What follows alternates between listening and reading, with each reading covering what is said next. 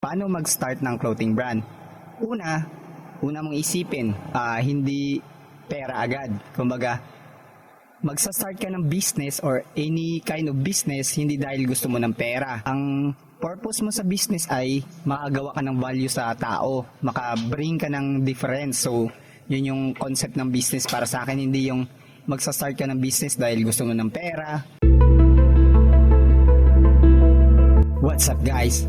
This is Faith Alchemist at welcome to Proverbs and Proverbs Podcast. Yun, sa podcast ko na ito ay magta-topic ako tungkol sa about business and Christianity. So, about gospel po tayo. Sa ngayong episode ngayon ay, ang tatalakayin natin ay paano gumawa ng clothing or paano magsimula ng clothing brand.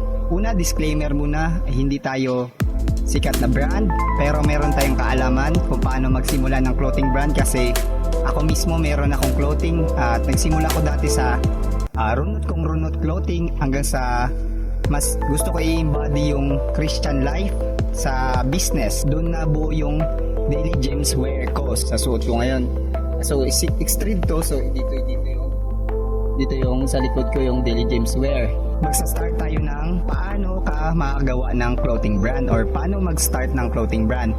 Una mong isipin, hindi pera agad. Kumbaga, magsa-start ka ng business or any kind of business hindi dahil gusto mo ng pera. Ang purpose mo sa business ay makagawa ka ng value sa tao, maka-bring ka ng difference. So, yun yung concept ng business para sa akin, hindi yung magsa-start ka ng business dahil gusto mo ng pera. Although, pag nag-start ka ng business, magkakaroon ka na ng pera. Pero, kapag once na ang hinahabol mo lang sa business ay yung paano magkapera, in the end of the day, kapag nahihirapan ka, eventually, susuko ka pag yung purpose mo or yung goal mo ay pera lang. Doon ko natutunan na kapag nagsastart ka ng any kind of business, kapag perang hinabol mo, in the end of the day, matatamlay ka or di ka gaganahan kasi sa pag-build ng business, matagal yung journey. Minsan, dekada talaga bago ka kumita ng pera kasi pag nag-start ka ng business ngayon tapos meron kang kunting tubo, hindi naman tubo agad yun eh. Kumbaga, kailangan mong ibalik yun. I-rolling yun, kumbaga sa business nga, rolling yun. So, una natin, paano ba mag-start ng clothing brand? Ang unang tanong sa pag-start ng clothing brand ay, bakit ka mag-start ng clothing brand? Una ba, ano bang goal mo? Kumita lang ba ng pera? Or gusto mo lang may side income or side hustle or gusto mo lang ng it comes to financial or financial lang ba yung habol mo? Dapat na pag nag-start ka ng business ay specific. Kung magsa-start ka ng clothing brand ay bakit? Yun yung unang tanong ay why? May napanood at nabasa ako na kapag magsa-start ka ng business ay unang tanong mo ay why? Kasi kapag mabigat yung why mo, madali na lang yung how tsaka when. Yun tatalakayin natin sa clothing brand ngayon. Bakit ka magsa-start ng clothing brand? Ano bang background mo? Kumbaga, sa case ko, dahil ako ay isang graphic designer, graphic illustrator, at ako ay skateboarding enthusiast at surfing enthusiast din. So, board riding ang buhay ko. So, mahilig ako mag-surf, mahilig ako mag-skate, mag-skimboard. So, yun, about board riding. Blackboard lang hindi ko nasakyan. Yung Daily James wears, kumbaga, example natin sa akin, Daily James wear. Bakit Daily James wear? Nagsimula ako sa mapapost ng quotes. So, gems. Ang ibig sabihin ng gems para sa Daily James wear ay yung Bible verses kasi nagpo-post ako sa TikTok ng Daily Gems. So, 5 yun. So, kung makikita nyo dito sa logo ko, yan. Ano siya? Ang logo na yan ay ano siya? Diamond. So, gems. So, bato. So, 5 ano siya, parang mga crystal, 5 crystal siya. So, nagsisimbolize siya na sa mga posting ko ng mga, halimbawa, mga Bible verses. Tapos, in-explain ko doon kung paano siya i-apply sa buhay. Doon ko na nakuha yung logo na yun. Dapat, pag nag-start ka ng clothing brand, anong background mo? Ano ba hiling mo? Halimbawa, ikaw ay hip-hop dancer or isa kang boksingero. Kailangan, pag nag-start ka ng clothing brand, ay ikaw din yung customer. Kapag, halimbawa, hip-hop dancer ka, tapos gusto mong gumawa ng clothing brand para sa mga hip-hop dancer, alam mo yung anong kailangan. Siyempre, pag dancer ka, mahilig ka siguro sa jogger pants, tas mga astig na mga clothing, yung mga magiging design nun related sa passion mo, sa ginagawa mo, sa pagsayaw. So, para halimbawa mag-print ka ng damit, dance is life, ikaw yung niche, kumbaga yun yung ikaw dapat yung niche sa sarili mong business, yung kailangan mo. So sa akin, doon ko rin na-apply na alam ko yung gusto ng mga sinusuot ng skater kasi ako ay skater din. May konti rin akong alam sa surfing, so alam ko yung anong kailangan ng surfer. So halimbawa, board short, tapos mga rash guards. Doon ko na-gets na, okay, dapat ang pinoprovide ko na tema ng clothing ko ay close sa ginagawa ko para hindi ako mahirapan kung anong i-release ko, anong design ko kasi alam ko kailangan ng ibang tao kasi kailangan ko din yun. So mag-start nyo about sa names na tayo. So, halimbawa, ikaw ay, example natin, ikaw ay dancer. Halimbawa, ang pangalan ng clothing mo ay Dance with the Beat. Dance and Beat clothing, di ba? Dance and Beat clothing. Halimbawa, Dabco. Dance and Beat Company or Dab Clothing. Magsasart ka tapos sa name, doon ka kung may naisip ka ngayon na clothing, so kunwari, ilagay natin yun nga sa dancer ka, Dance and Beat Clothing. Tapos pag nag-come up ka na ng name, kailangan meron ka ng tagline. Kumbaga, ang example ng tagline ay halimbawa, yung Nike, Just Do It. Para halimbawa, yung sa local, yung High Minds, Educate and Elevate. Ang sa akin naman sa daily gems wear ko ay Wear Your Gems. So kasi meron ng nag-i-exist kasi na tagline sa mga gospel shirts ay Wear Your Faith. So sa akin iniba ko siya, ininnovate ko yung Wear Your Faith, so ginawa kong Wear Your Gems. So ganun din yun, Wear Your Gems, ibig sabihin suotin mo yung Bible verses mo. So yun yung halimbawa nung yung tagline, so yung purpose. So doon na maganda yung sa may clothing name ka tapos meron ka ring tagline. So halimbawa, example natin yung sa dancer, Dance and Beat Clothing, tapos yung tagline mo doon ay for the dancer by the dancer, parang sa FUBU, di ba? Yung sa FUBU, di ba? For us by us. So ganun, parang ganun. So sa ano pa lang, sa tagline mo pa lang, alam na nila na okay, ganito pala yun. Kasi sa parang halimbawa sa High Minds, Educate and Elevate, tapos yung mga designs niya ay nakaka-educate din talaga sa mga typography niya, sa mga designs, sa mga sayings, parang ganun din sa akin. At yung sa akin na daily gems wear ay ang mga designs ko ay ikot siya sa Bible verses at the same time astig na mga clothing. Parang isipin mo, para siyang High Minds na sinamahan mo ng Bible verses. Parehas ako ng aking design, yung false prophets, kasi sa mga hindi rin po nakakalam, ako po ay nagra-rap din. Ako ay masabi ko rin rapper na rin. So yun, parang self-proclaimed rapper, parang ganun. Yun yung paraan ko para ano sa mundo na ganun yung daily gems wear. So sinasamahan ko siya ng kanta. So yung ito, may ginagawa akong kanta, yung false prophets. So yun, ito yung picture ng damit. So yun, i-release ko. Tapos sunod, meron niya akong yung Isaiah. So yung maganda din yun. Tapos yung gusto ko yung mga ganong design na mga Bible verses, pero hindi siya yung typical na Bible verses, may cross, tapos mga Philippians, mga Matthew. So gusto kong streetwear siya, tapos gospel. Parang tingin ko kasi astig yun. Nabalik tayo dun sa clothing, Dance and Beat Clothing. So by dancer for the dancers. So maging posibleng ano mo dun, yung mga designs mo, yung siyempre yung mga nagsasayaw, tapos mga pop culture, basta mga streetwear siya, yung mga ganun. Kumbaga about sa mga dancers, sa mga dance is life, break a leg, parang ganun yung mga design. So ipasok ko lang po yung ano dito. So bilang nasabi ko po, ako ay isang graphic illustrator at graphic designer. Ako po ay merong sinisimulan na company, na multimedia company na Astro Vessel Media. So ang Astro Vessel Media ay nagpo-provide ng graphic illustration needs para sa mga gusto mag-start up ng clothing brand nila. So ako po ay nagdi-design ng logo, nagdi-design po ng mga labels, nagdi-design din po ng mga clothing brands. Kaya po natin mag-design ng ganun. So yun yung close din sa ginagawa ko, yung pag-start ko ng clothing, kasi ako ay gumagawa ng design para sa ibang tao at naisip ko, gagawa din kaya ako ng sarili kong clothing. Medyo short recap ulit tayo. So sa branding, sa branding ay kailangan mo ng name. So, mag-iisip ka ng close sa'yo. So, sa ginagawa mo. Tapos, lagyan mo siya ng tagline. So, yung tagline na yun, sa tagline na yun ay dapat ini-explain niya yung gusto mong designs or anong gusto mong branding. Yun, sa branding. So, hindi ko pa matapik to lahat kasi sobrang broad po ng branding kung susumahin lang lahat. So, doon na lang tayo sa mga foundation. So, sa names, sa purpose, tapos yun.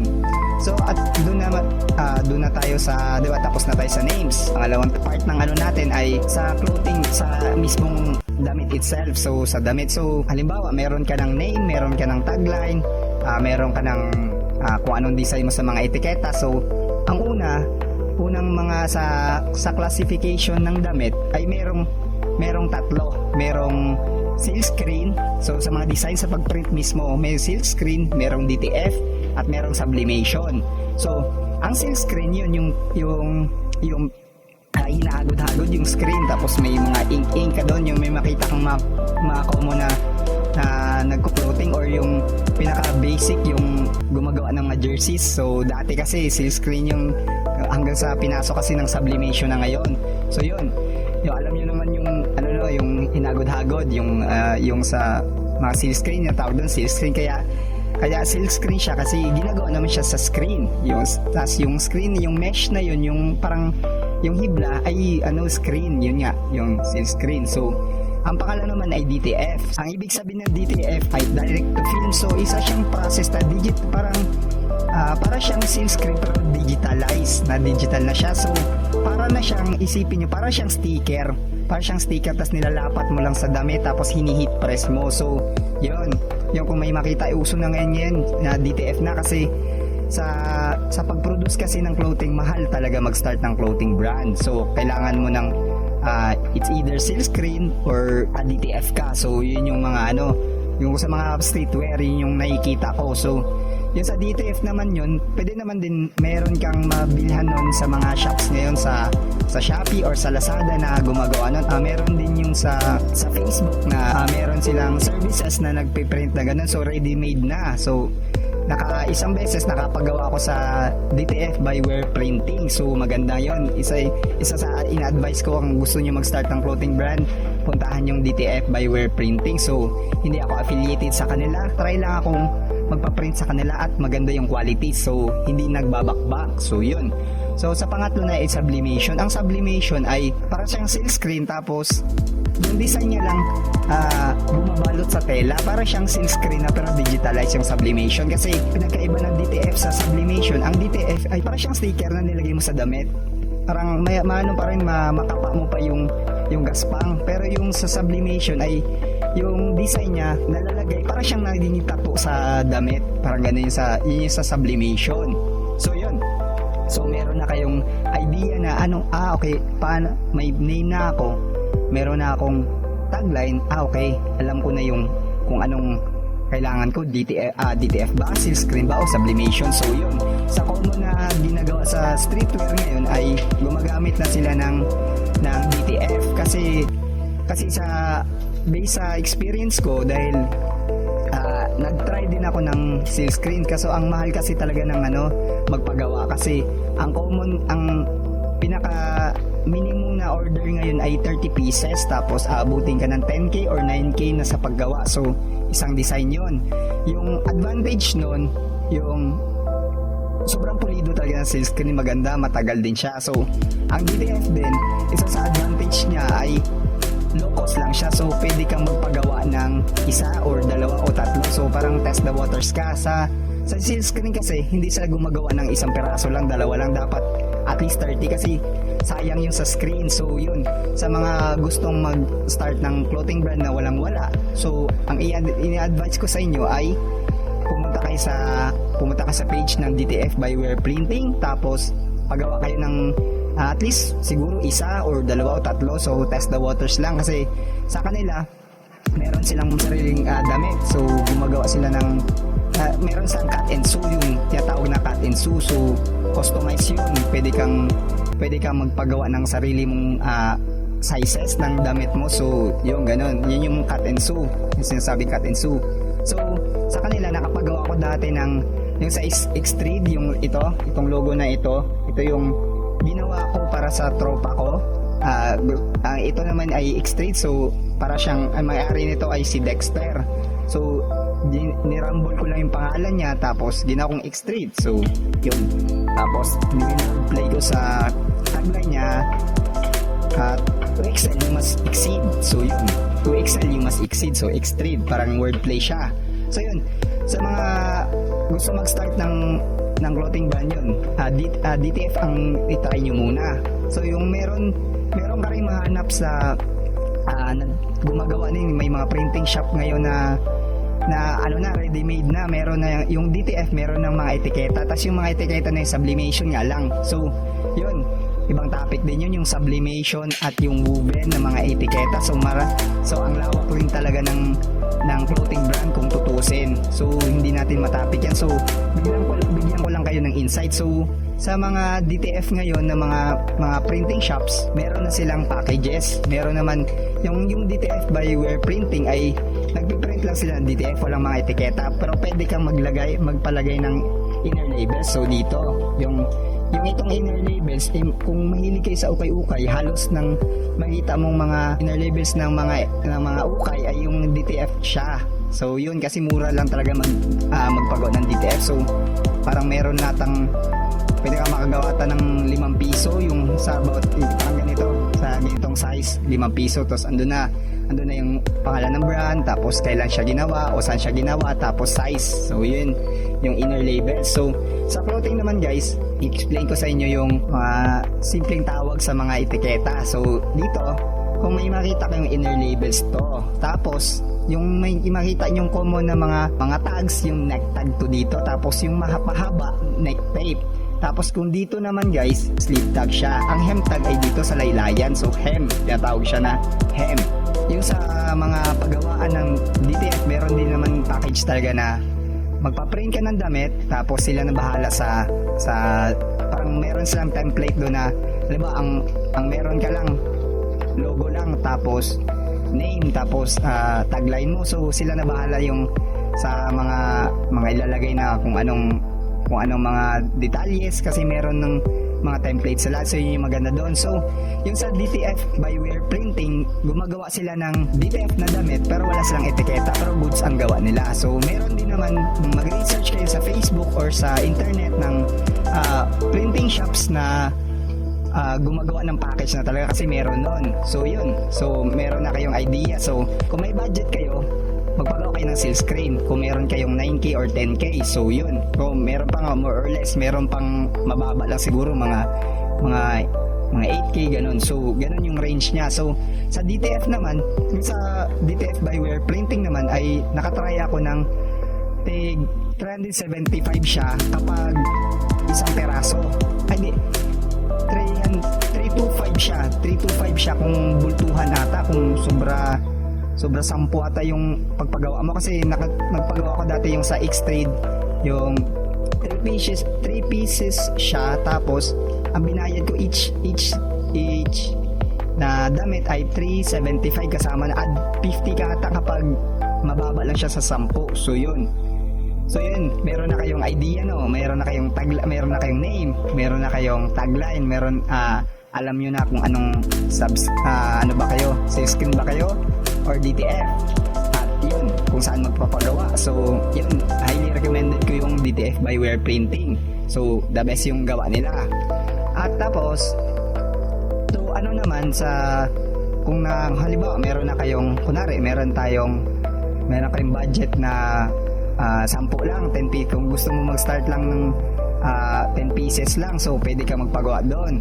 At pwede ka rin halimbawa doon ka nagpagawa sa DTF by Wear Printing, pwede din hiwala yung magpagawa ka din ng mga etiketa, kasi meron din ako kilalang shop. So ang shop ay Payaman Label Prints. So ang prints naman nun ay sublimation. Yung sublimation, yun, short discussion lang about sa mga etiketa. So ang etiketa ay may dalawang klase. Yung sa mga common na i-share ko dito ay maraming klase, pero ang gusto kong i-share ngayon ay yung woven at yung sublimation. Yung sublimation ay ang proseso niya ay yun nga, parang ano din, parang sales screen pero digitalize siya. So ang ginagawa nila ay yung magpiprint din sila tapos i-heat press nila sa ribbon, yung satin ata yung ginagawa nila. So nakita ko lang din yun, di pa ako nakatry ng ganun, pero gusto kong mag-try. So yun.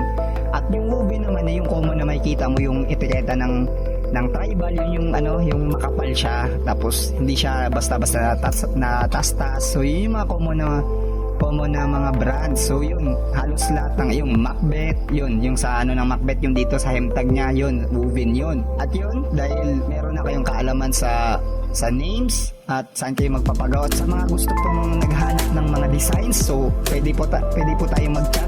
Pwede po kayong mag-chat sa Astro Vessel Media at pwede po akong mag-design para sa inyo ng clothing brand nyo. So baguhan pa lang rin ako mag-design, pero yung quality naman din ng ginagawa kong design ay maganda din naman. So nakagawa ako ng designs para sa ibang tao, sa sarili kong clothing at sa mga tropa ko din. So yun. So